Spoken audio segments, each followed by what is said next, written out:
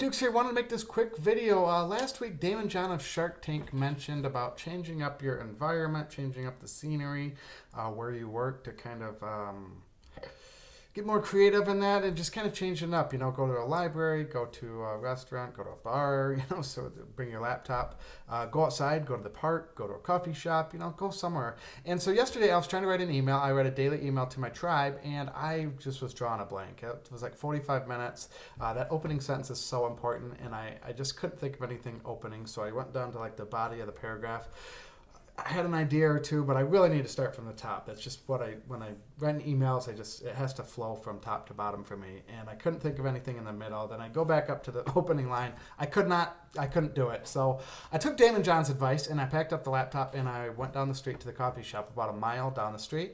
I like to sit outside. I love working outside. I actually prefer it if I can.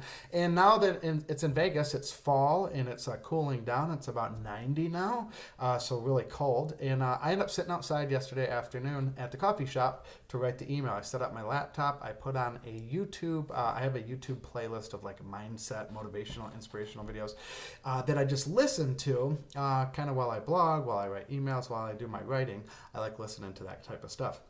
So I flipped on the mindset videos and I started writing an email. And I wrote an email about a completely separate topic. It was actually about the topic of Daymond John and going somewhere else, changing your environment to kind of spark the creativity because it had happened to me, you know. So I went to the coffee shop, sat down, started up this the playlist. I got done with the video. I got done with the email. I checked the video and it was at like 6 minutes and 37 seconds.